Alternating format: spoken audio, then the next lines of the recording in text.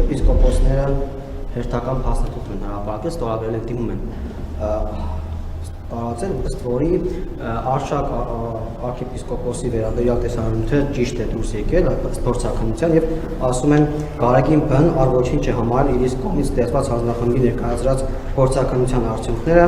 բարձրաստիճան հոգեբանական վերաբերող խորհրդի կայացումից հետո անցել է ամիսներ, բայց Գարեգին կաթողիկոսը, որտեղ դրած մոտեցում հայրաքրական եկեղեցու հեղինակությունը վնասող այս չափազանց զգայուն հարցի առնչությամբ եւ հանձնախումբը քանիցս պաշտոնի այդ թվում նաեւ անհայտ arczepiskopos-ներ խնդիր է հետեւականին հանձնել կաթողիկոսի ուշադրությանը, հաշվի առնելով այս իրողությունը Գարեգին Բ կաթողիկոսը ամեն գնով փորձում է կոծկել Արշակ Սրբազանի սփափիր ծառայքը եւ դիմում են հանրությանը, պարոն Վարշապետ, ասում են այսօր դիմում ենք եպիսկոպոս մեր եղբայրների եկեղեցու հավատացյալ եւ նվիրյալ զավակներին միանալու աշխարհասփյուռ հայության սրբության սփոց Մարիաթոր Սուրբ Էջմիածնի սփափիր հոգեբորականից եւ նրա մեր քսողներից ազատելու կենսական անհրաժեշտ գործին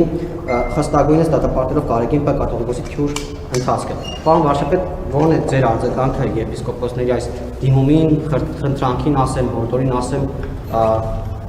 ձեր արձագանքը։ Նախ ասեմ, որ որպես հայաստանյաց առաքելական Սուրբ եկեղեցու հետևորդ որդեական խոնարհությամբ եւ նախանձախնդրությամբ եմ ընդունել այդ հայտարարությունը, որպես պետության կառավարության ղեկավար վճռականությամբ եւ հաստատակամությամբ ողջունում եմ այդ հայտարարությունը, որովհետեւ կարծում եմ, որ այս հայտարարությունը նախ ցույց է տալիս, որ մեր եկեղեցում կան հոգևորականներ, ովքեր նախանձախնդիր են եկեղեցու հոգևոր առաքելության իրականացման գործում եւ ես իհարկե սրբազան հայրերի համաձայնության դեպքում հենց այսօր նրանց կհրավիրեմ հանդիպում կխնդրեմ, որպեսզի նաև նրանց դիրքորոշումները, մոտեցումները հայտարարությունից բխող ավելի մանրամասն հասկանամ եւ իսկ իմ դիրքորոշումները նախկինում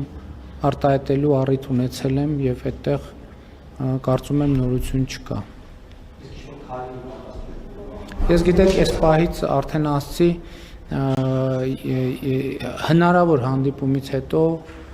կամ ավելի ճիշտ միջև հնարավոր հանդիպումը լրացուցիչ մանրամասների մասին կամ լրացուցիչ մեկնաբանություններից ձեռնպահ կմնամ։ Կրկին ուզում եմ ասել, որ որպես պետության ղեկավար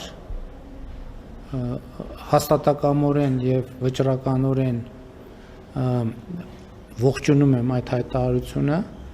եւ նաեւ այն ընդունում եմ որպես հայաստանյաց առաքելական Սուրբ եկեղեցու